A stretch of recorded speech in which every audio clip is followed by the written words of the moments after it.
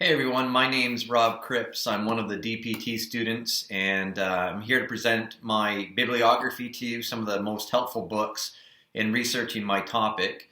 My topic is the practice of conciliation in ecclesial healing and reconciliation. So basically, how do we mediate or be that external mediator to help churches work through conflict? I've been through my own church conflict early in ministry, experienced church split and all the ugliness of church, and so became passionate about church reconciliation.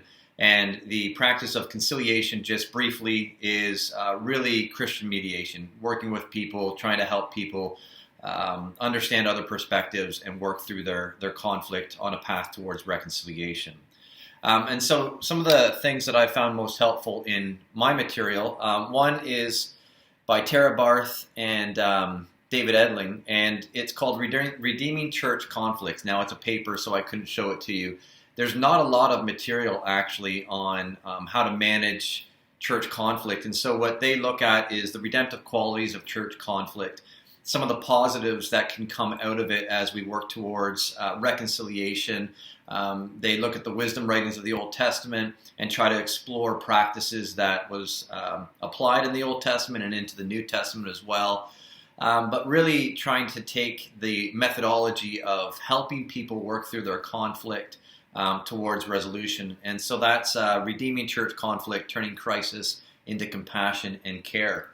The next book I have here is Unpacking Forgiveness, and this is by Chris Bronze. This book is good. It's been helpful to understand different perspectives. I mean, forgiveness is a huge theological topic. Who can we forgive? How we can forgive? And there's a lot in here that I find very helpful, but there's also a lot that I like to argue with. Whether or not we can forgive those who have asked or haven't asked. Some of those questions that come with that. And so that's Chris Bronze, Unpacking Forgiveness. I've tried to really go outside of just the typical evangelical writings. And so I found Gustavo Gutierrez, A Theology of Liberation. This is really an introduction to liberation theology, very helpful because it comes from an incredibly different perspective in the Latin American context and what he's experienced, what he's seen, and moving towards really a cultural redemption and reconciliation here and now, not just the looking forward aspect of it. And so A Theology of Liberation, it's not a light read by any means, but it is very, very helpful to understand that theology, liberation theology. 21 Things You May Not Know About the Indian Act. Now, what I've been trying to do, one of my methodologies for my final dissertation is going to be case studies. And so I realized not all of these have to do with church. Now, quite frankly, the church material is a little bit thin.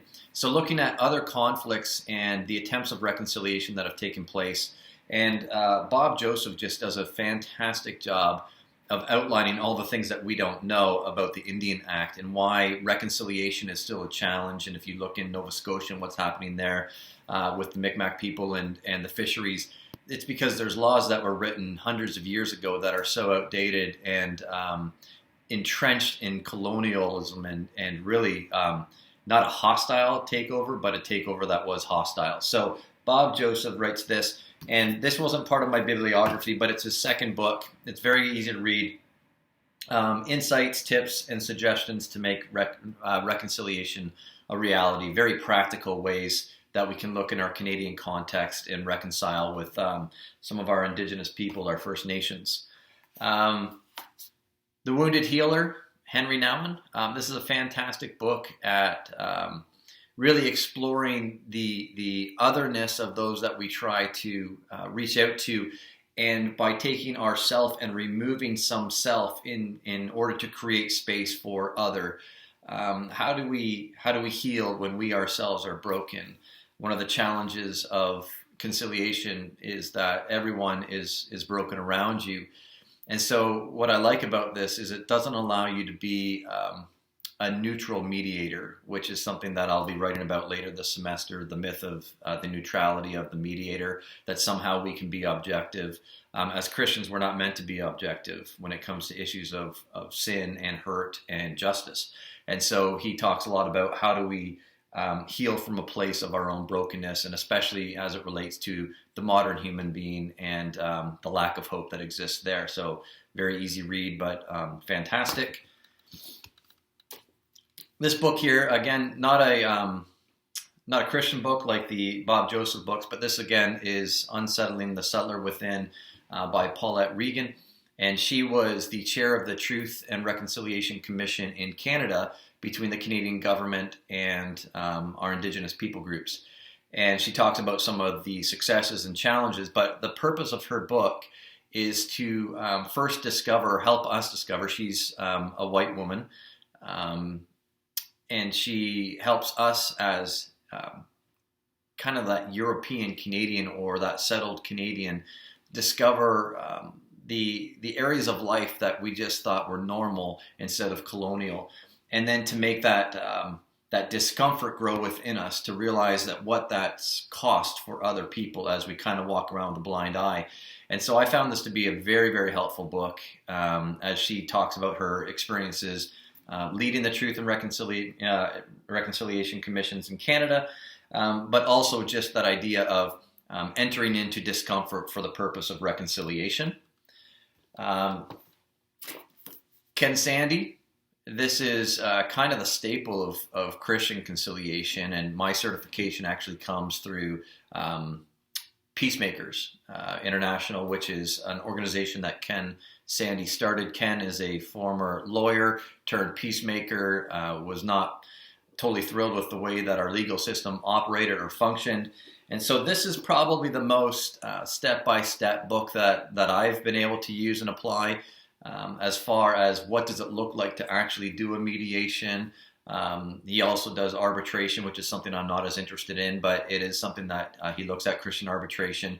And it's really based out of that 1 Corinthians 6 passage, which is why you guys taking each other to court. There has to be a different way. And again, for me and my experiences, having gone through a church conflict, and looking for that different way and not being able to find anybody to help us work through our own challenges, this would have been a very helpful book to have at that point.